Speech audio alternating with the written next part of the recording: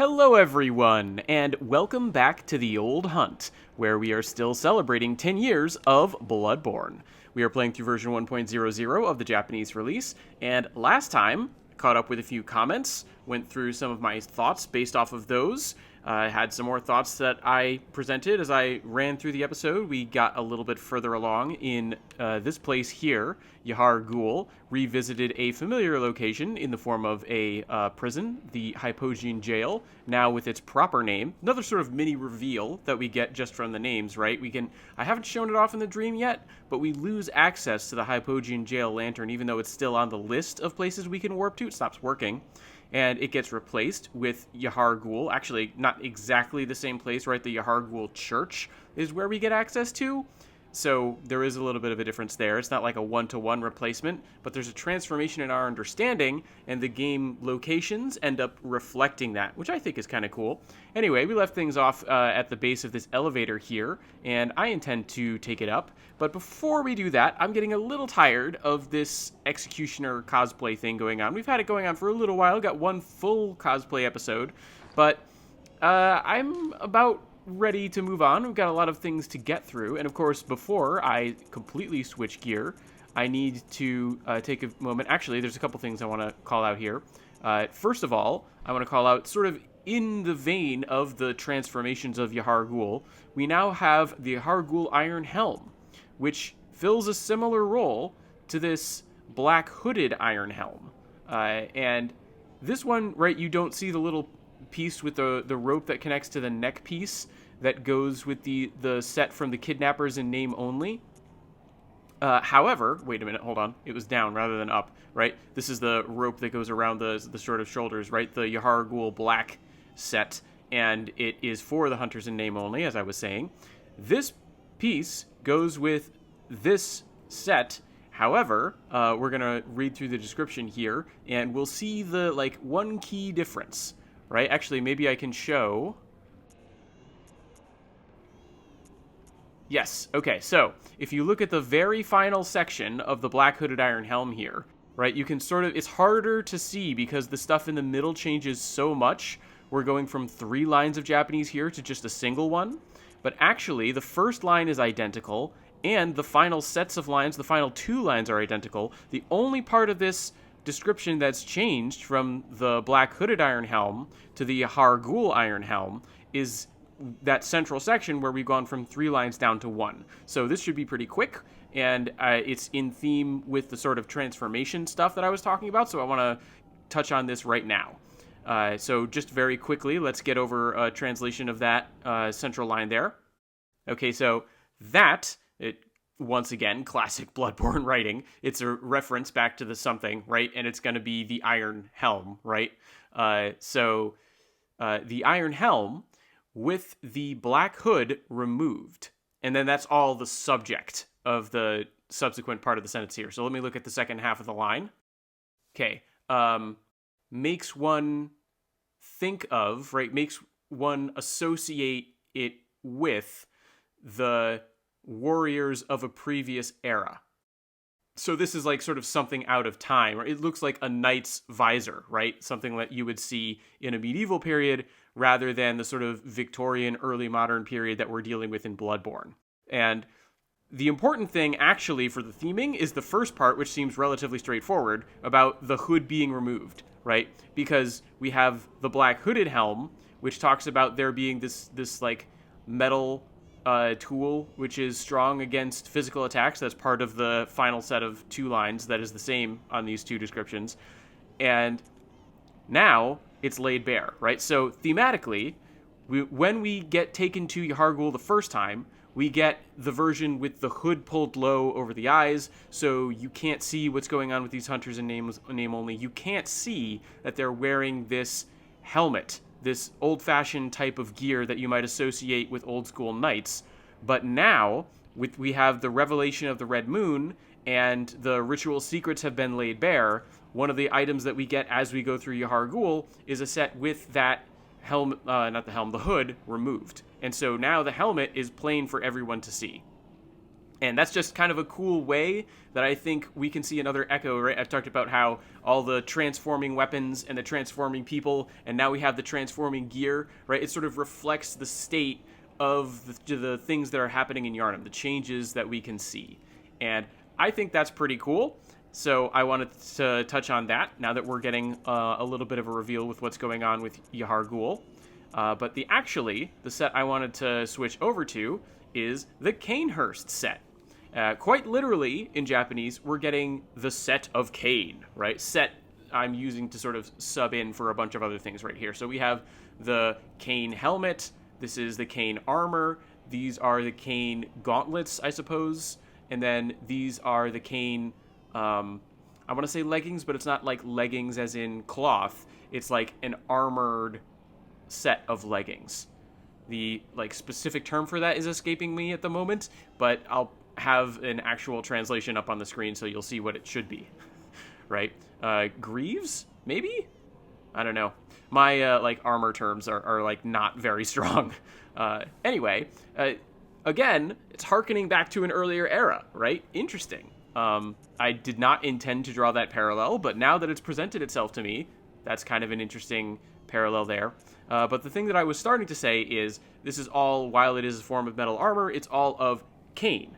And I think it makes sense in Japanese to immediately associate that with Cainhurst, right? I think the official translation just, makes the connection for you. This is the Cainhurst gloves. Uh-oh. It's all gone. Come back, Cainhurst set. Right? It is the Cainhurst helmet, the Cainhurst armor, maybe? Whatever the chest piece is, right? The important thing is they call it all Cainhurst. And I think that makes sense, right? It's of Cain, but it's actually referring to Cainhurst. It's not like referring to the biblical Cain and Abel. That doesn't make any sense.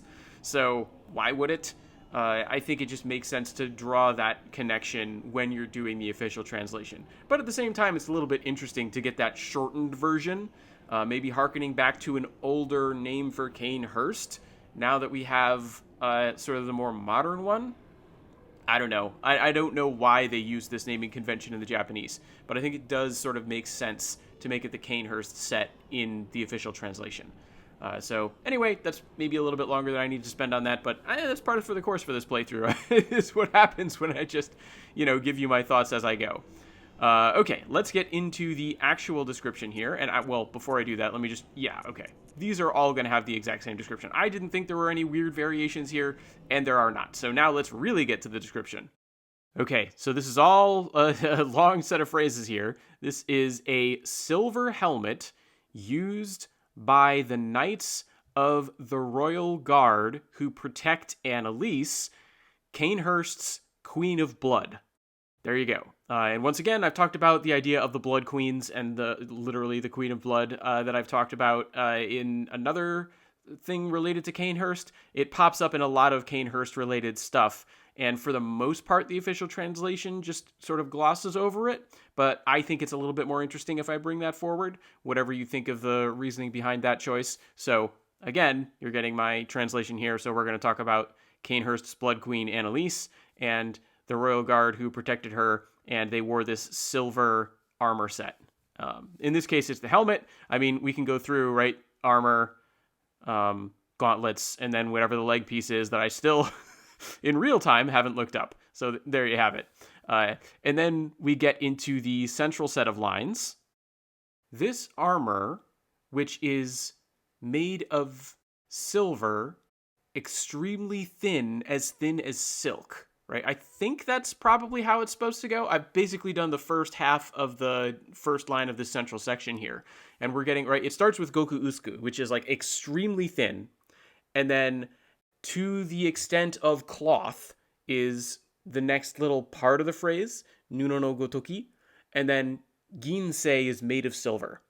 So the armor is made of silver that is like cloth and that is extremely thin. So if you put all that together, right, it's armor made of silver that is so thin it's like cloth. Anyway, second half of this first line here, first line of the central section, said or believed, right? There's not the verb said, but it's reporting hearsay, so I'll just go with it. Said to repel malicious blood. Blood with malice. And that might be more than just, a fancy term for something, right? Because we do know that will lingers in blood. So there might be blood that would have malicious intent that this silver armor would be particularly adept at keeping at bay. Maybe effective against things like the executioner's gloves? Maybe not. That, like, if we look at the statistics for this thing, it might not line up with high arcane defense. But interesting that we're talking about repelling malicious blood. Anyway, let's move on to the final line of the central section. These knights of the guard became hunters of blood for their queen, relying on this. So it may be, right, getting back to the idea of, repelling malicious blood, it's helpful to have, like, if you're going to go hunting after hunter's blood, right, because we know from the blood dregs and what's going on with them that they're going after the blood of hunters. So they have to hunt hunters first, and then after that happens, then they go through the blood of those hunters looking for the blood dregs, right? The sort of concentrated bits of life. So it's helpful to have this armor that would be repelling the malicious influence that would be left over from the hunters that they're killing. Also potentially useful in separating out whatever the blood is down to the dregs. Like, mechanically, that's not how it works. You get blood dregs if you've got the Covenant rune equipped, which I have right now, and you don't have to put on this armor. It doesn't give you anything special for that. But maybe in world, that might have something to do with it. I don't know. Interesting thought, though. Final line of the entire description now. Okay, we're getting this familiar concept once again.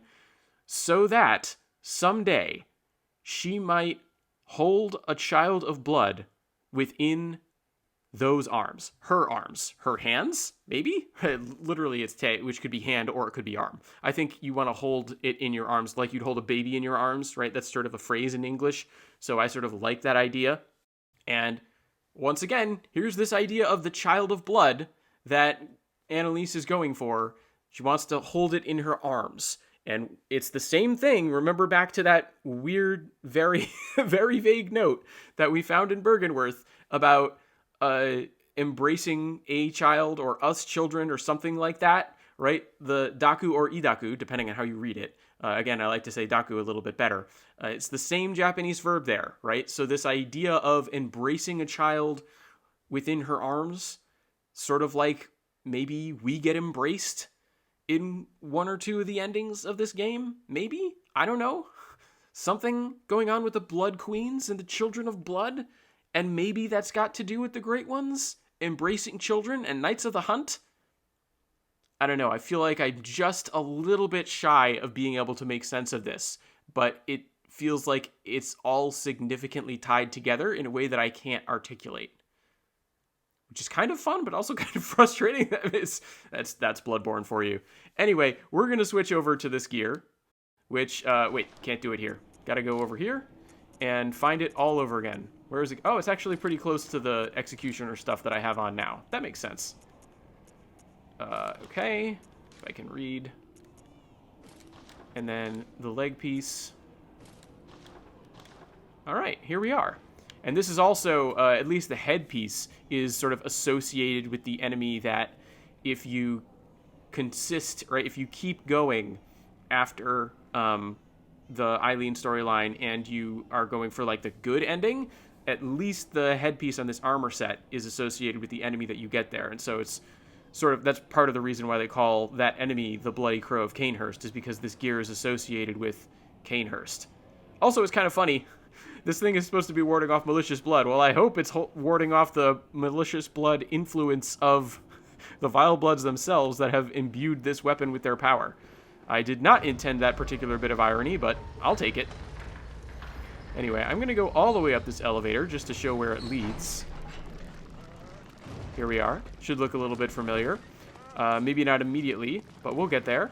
This is way back at the start of the area. Uh-oh. I just want to skedaddle right now. Way back at the start of the area, that we could get, eventually we could go up another stairwell and reach the Hunter's Dream. However, uh-oh, this weapon is very slow. That's alright. However, we can come here, and I heard that dog. We find ourselves in another hidden passage off an elevator. Bloodborne, well, not just Bloodborne, really, all the Souls games. Very frequently, oh, come on.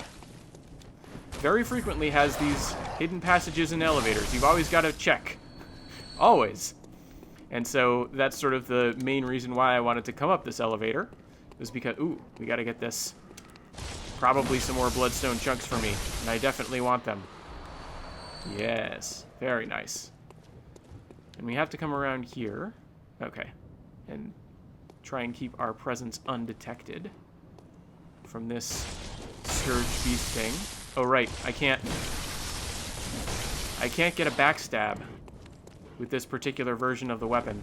Sort of the downside of having access to its potential arcane power is that you can't get a backstab with it. You have to untransform it. Oh well. Oh well, that's okay. Now, I thought there was a bell ringer over here somewhere, but I guess not. Interesting. There is another path, though, that I did not take. Doesn't look like a path. Yeah, way back here. Look at this. This sort of looks familiar, right? This thing here, which looks exactly like, right? We've got the candles, we've got the weird thing of earth. Looks exactly like the thing that we found ourselves teleported into at the start of this area, right? And we're going to see, like, there's a reason why I wanted to call these things, that thing Bath, is because, once again, we have, now we're getting kanji at the bottom of the screen to tell us to do something, right? The final verb is, like, investigate. So investigate the suibon, right? It's literally a tray of water. This is the same descriptor for the, bath, I think, makes sense as a translation. It's not like a bathtub, obviously, right? It's more like a bird bath, but, and again, literally, it's a tray of water. And as far as I know, it's sort of a made-up term, but this is the same thing that we actually are getting in the Hunter's Dream. So we have the messengers that sort of dwell or are tied to the nightmare that appear in these baths, these messenger baths. Almost like bird baths because they're trays of water. And they come up out of them. And if we investigate this particular bath, something interesting is going to happen.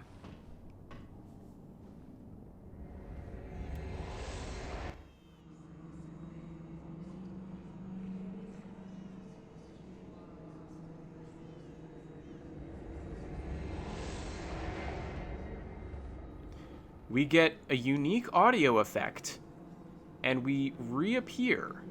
We disappear and reappear, and where we reappear is somewhere else. This is not... This is where the bell ringer is. This is not where we were before. It is another location that, eventually, we will see, is also part of Yahar'gul. So we just teleported. We got an interesting set of sounds, right? We got an interesting collection of noises that you could hear in the process of that. And if we investigate this one, we'll teleport back, right? So, fascinating, right? What's going on with that? This is potentially another piece of evidence that we ourselves are sort of dead spirits, because if you accept the idea that the messengers of the dream are one version of the spirits of the dead, which I don't think the game ever really fully comes out and specifies, but I think is a pretty reasonable logical leap to make. And they're associated with these baths. They're able to sort of jump up into various locations where you can find them, because you can also find them in the Chalice dungeons, in addition to in the Hunter's Dream. where they have the inside shop and then they have the regular shop. There's also the stump. I mean, we don't get any stumps that we are tied to, but we do get baths, and we can warp between them. Possibly just like the messengers can be made to appear and disappear in various locations that are connected by these baths. Also, remember, like, one of the things that I want to think of when it comes to these things as baths, because we teleport from the Moonside Lake into a bath, right? These are both relatively large bodies of water, right? Interesting thought there, I think, or potential thought process, because Moonside Lake, this vast pool of water, you teleport it into a place that's meant to hold another pool of water. And I'm not entirely sure, this is another thing that feels like, almost like you could make sense, but it's hard to get it to fit exactly. It's hard to get it to, like, really explicate the thinking and make, like, logical sense. But it does sort of make an associative amount of sense, right? Large body of water to large body of water, even if this is obviously much less large than the Moonside Lake. It is a place where you can pool water into a container here. So there's that. Also, I've sort of been ignoring this. We have these people in the walls. This is another feature of Yahar'gul, and we're going to see more of it. Already it's pretty horrific. We're not done seeing this sort of setup with these people who are in the walls, who seem to be, right, this woman looks like she's running in terror and has been melded into the wall. This person here looks like maybe he is, like, praying for mercy. This person looks like maybe they got hit by something and they're maybe been thrust forward by some sort of impact or otherwise, some other unpleasant situation, and that's how they've been stuck in the wall. I did get a comment, by the way, on the most recent episode that pointed out, I think very rightly, that Bloodborne, I personally tend to associate it with cosmic horror and gothic horror. Those are the two main genres that it's putting together. But this person sort of made a comment about how Yahar'gul in particular is sort of where the body horror of Bloodborne comes to the fore. And I mean, I just think that's spot on, right? It's just, I've also noticed this lantern has gone out. It's just very clear that you've got these bodies in the walls, you've got these creatures that are sort of Frankensteined together from the body parts of various enemies, like this one right here. You just have a lot of situations that involve sort of an uncomfortable way of highlighting the human body. And we're not done. Like, the further we go, the more we explore this particular area, the more we will encounter that is related to this sort of body horror, this, like, uncomfortable situation with what's going on with the bodies that we see that are on display.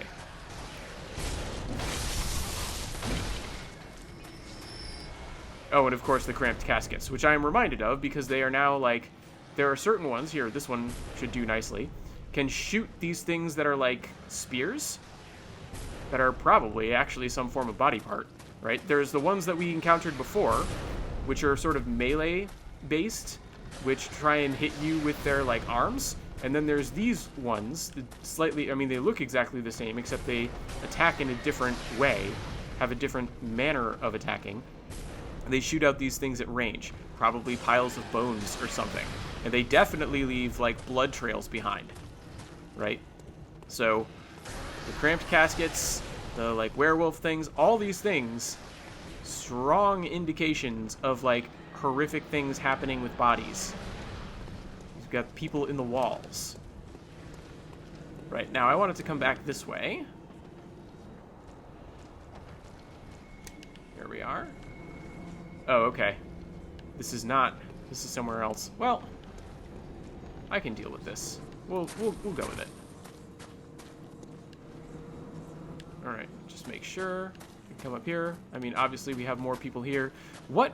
You have to ask yourself, when you see all these people, right, streaming up into the walls, trying to run away, trying to, like, obviously in terror for their lives. All fleeing, right? Something happened here, and it's just a huge question as to what was it? What took place that caused, first of all, these people to want to flee in terror, and second of all, that petrified them, that made them like part of the walls. It's very strange. And there's actually two candidates, right? Because we've talked about this before. There's more than one ritual happening in this place that is associated with the School of Mensis right now. There's one that we're about to encounter. Actually, it's right through there. We're not going to go through there just yet. We're going to take our time. But there's that one. And there's another one that seems to have taken place before it. And it's a little bit unclear. I mean, it's possible that the two rituals are connected. But they might not be at the same time. Very unclear. Also, I'm just going to show off, again, just some more of these petrified people, like, fleeing in terror. Just a difficult situation all around. Hello there. Oh, I forgot. This is a ranged one. There we go. 3 swings of my super-powered Lugarius wheel. Uh-oh. Uh-oh. That is not a ranged one. Uh-oh. Oh, boy. Got myself into a sticky situation. Alright, and my buff has worn off, but that's probably for the best. You know what I'm going to do? I'm going to remember that I have access to some ranged weapons myself.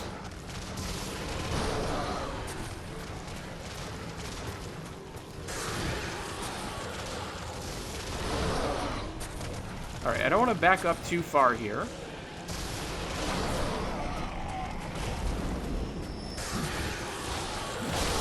There we are. Okay. Oh, I rolled at the wrong time. That's alright.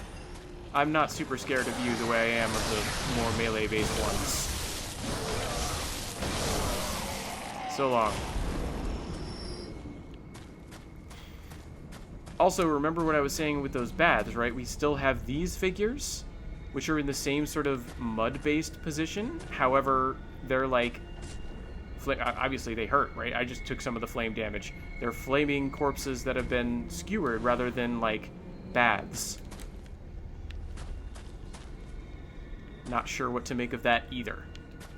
It's another potential piece of visual evidence that people people other than me might want to put together. And we're not quite done here. Not quite done with all the, like, weirdness that's going on in Yahar'gul, because first of all, I'm going to come through here and show, like, I don't know if you remember, all these people who had their minds blown, right? Even back before, when the world was, you know, sheltered and hidden, the true arcane nature of what was going on was a secret concealed by Ram, the vacuous spider. They were praying towards this closed door, and they all gave us Madman's knowledge, right? So even that, whatever was happening behind these closed doors, now we can see what was happening behind these closed doors. And not only can we see it, we can see it, like, with the full force of the revelation of the Red Moon. Which is quite striking. Right? And, boy, what happened here? This whole place it makes you want to ask that question, and it does not really answer it. Anyway, I wanted to come back here for a couple of reasons, mostly involving notes on the ground. And thankfully, I've already dispatched a bunch of the enemies. So this is sort of the most famous one right here, because we've seen this note before. Behold, a pale blood sky, or possibly pale blood's sky, a sky of pale blood. I've talked before about how I feel about that, but it is another potential reading of the Japanese. And this is something that we do have. The director gave an interview and talked about how there was an intention here that the first time you read this note, it's not clear what's going on because it's sort of too early. And once you have the revelation of the Red Moon, you're supposed to then be able to understand what's going on here, because we have the pale blood sky, right? The idea of, I think if I remember the description correctly, it's pale blood as in the like vision, the like color of a corpse that's been drained of blood. So sort of the bluish color that you can see like clinging to the bottom of those clouds is the sort of pale sort of color that you're going on with here, right? A sky of pale blood in the sense of a corpse drained of blood. And that's what's going on with the sky. It's the color of pale blood related to that corpse. Of course, we also have this red moon over here, which might have something to do with what's going on. Interesting theory from the Souls Seed blog that, again, I have my points of difference with the person who wrote it, even though I respect the like huge amount of critical thought that went into that person's interpretation, and I'm glad they decided to share it with the world.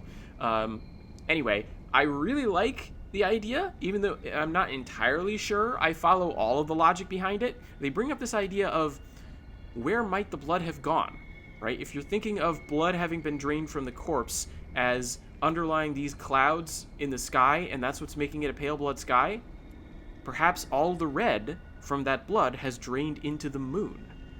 And the blood moon is sort of the focus point for all the blood that's been drained from the clouds in the sky.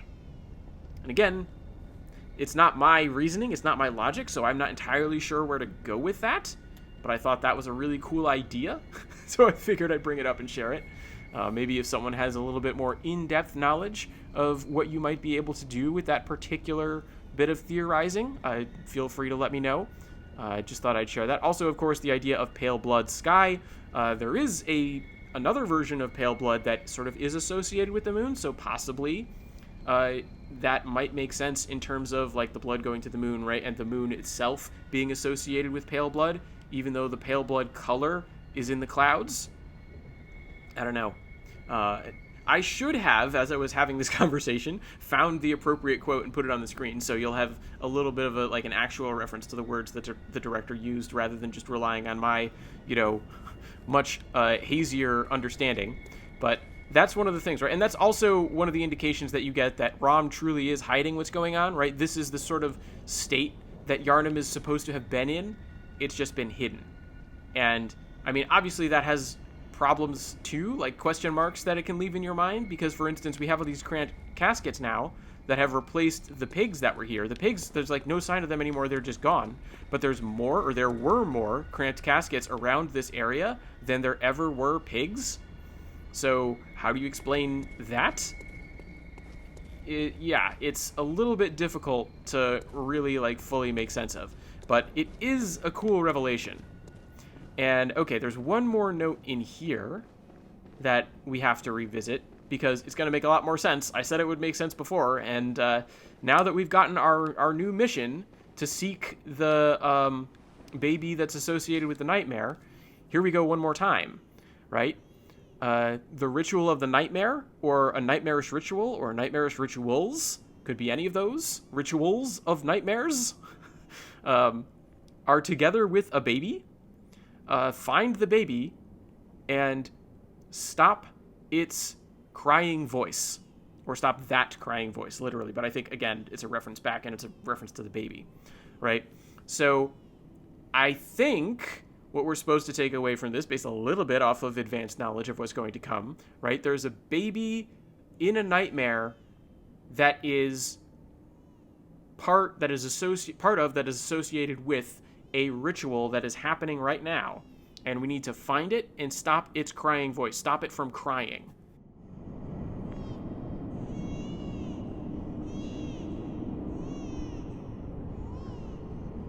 There we go. We could just sort of hear in the sound effects in the background that baby's crying voice. So we can hear the baby crying now, right? And it's this diffuse crying that we can hear pretty much everywhere in the world. It's interesting to think about the implications of that, right? Because it seems like the nightmare is connected to sort of everywhere in the world of Yharnam. And once you have the secrets revealed, once you have the insight high enough to understand the truth of the world, you can hear the cries of that baby, even from the nightmare realm. And our new task, right? Find the baby. And we got that much, right? Teleported directly into our brains, essentially. But now, when we revisit this note, we can, once again, sort of like the other note, we have enough context now from the rest of the game to know that crying, that needs to stop. And that will probably bring an end to the Mensis ritual, right? Because we know it's the School of Mensis that's got this ritual going on. And we're now able to perceive it. So now we just need to get to the nightmare and stop this baby from crying. And that should stop the ritual that is calling the moon, which should essentially mean that we've stopped the source of the spreading scourge of beasts, right? Because the closeness, the proximity of the red moon seems to be tied to the proliferation of the beastly scourge. And that will, at the same time, end our hunt, right? Because we know that from a note that we got, basically from the beginning of the game, it's been there, in the hunter's dream. So we're starting to come back all the way around to the quests that have been driving us from the beginning. We had a sort of a period in there where we weren't getting a lot of direct correlations to it, right? I did the build-up before we fought Vicar Amelia, and now we're starting finally to come back around to the conclusion of those quest lines that have been ongoing. And it's it's just sort of barely holding together. It's one of these things where you can follow the logic of the notes and the direction and all that, but boy, do you really have to piece it together. Anyway, why does this keep... Is this going to be more bone marrow ash? I don't know why I'm getting it, one at a time. I noticed that when I was editing the last episode, is that every time I seem to, warp in here, there's, a new bit of bone marrow ash for me to collect. And I'm not entirely sure what's going on with that, but, I mean, yeah, I'll just keep picking up items. Anyway, I think that we are now... Well, I was going to say we're now at a good point to end the episode, but we're not quite there. There is, one more, aspect of this location that I haven't really fully explored. And I think it makes sense to do it all in this episode. So let me just make sure I'm not missing anything here. Oh, and of course, we still have these figures, right? These sort of look like long dead corpses with the cages on their heads that are... I mean, this one you can't see it, but I'd be willing to bet the moon is over that way. But they all seem to be facing towards the moon. Anyway, got that particular item from that staircase. Can I not get over to the other staircase? I always get lost in this area. This is another one of those areas that's so big. It's very easy for me to get turned around in. Okay, this is where we fought that sort of werewolf facsimile creature thing. This is the bath that we teleported in from. This is sort of an interesting one, interesting area, because there's sort of two ways that you can take the run back. On the one hand, you can go from the start of the area and use the bath and then come down this way. And then on the other hand, you can start at the Yahar'gul church and just sort of book it, in a straight line through the newly unlocked door. Come at it that way. But where is this other doorway? I know there's another doorway somewhere. Oh, it's right here. Go figure. This place may be big, but it's not that big. Okay, alright. I found what I was looking for. That's good. So we'll clear out this place. Hello, friend. Figured you'd miss, so I didn't even bother dodging. Just kept moving. You're not gonna drop any bullets for me? Alright, fine. Fair enough. Look at all these people. Yep. I did not want to get hit by that attack, because I'm about to lose a bunch of HP. Alright. Now I just need to survive my own spinning of the wheel. There we go. And we'll be good. But look at all these people. Just horrifying. And I mean, this doorway right here, it's like a nexus of the horror, right? Look at all this. What happened to these people? What's going on with them? Just crazy. And all these people over here in these walls. I sort of wonder if maybe if we're talking about like blurring boundaries, right? Maybe in order to like make the nightmare happen the way that they wanted it to, the School of Mensis, that is, because it's the Mensis ritual and the nightmare. Maybe to make it happen, they had to do something that blurred the line between dream and reality, and these people got caught up in it, and that's why you have people who have sort of turned to stone and are inside these walls and things, because the barriers all started to go away. And then when reality reasserted itself, they were like incorporated into the wall because their nature changed. Unclear. Very unclear. It's the first time I've had that thought, but you know, I really don't know what to... This totally stumps me.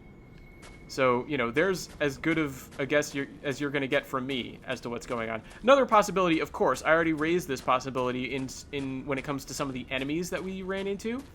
But there's also... Oh, well, there's items lying around. Can't have that. There's also the fact that we know that the School of Mensis was kidnapping people. They had all those various forces out and about in the world of Yharnam on the Nights of the Hunt, going around and using them as cover to kidnap people, presumably to power their rituals, right? So there's definitely some sense of what's taking place here that's intentional and was fueled by human sacrifice of some kind. Seems to be the implication. Because remember Adela, right? She heard people being taken off, right? There were a bunch of people. They all got kidnapped and brought into these cells, and they were taken from the cells, and there were distant screams and moans, and something happened. And whose ritual is that? What's that ritual for? What's it got to do? Maybe those people who were screaming, maybe this is what happened to them? It's a little bit, again, murky and unclear. And then, you know, I'm not going to puzzle out what's going on with Yahar'gul. I've said it several times here, but just look at this place and try not to ask the questions, right? That's something that I love about Bloodborne, is it'll always make you ask the questions, even if you don't necessarily have the answers. But I think I've sort of babbled on about this stuff long enough. I'm going to use a Bold Hunter's Mark, and I'll say goodbye to you in the Hunter's Dream.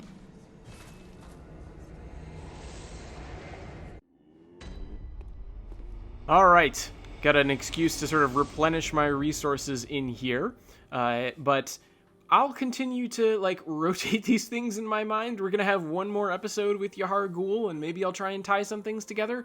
We'll see how that goes. I'm not very optimistic, but you know, if I have any thoughts, I will share them with you. In the meantime, though, I'm going to complete my sort of recuperation session. I'll do part of that off screen. So for now, I'm going to call an end to my hunt for the evening. But as always, I wish all of you good hunting.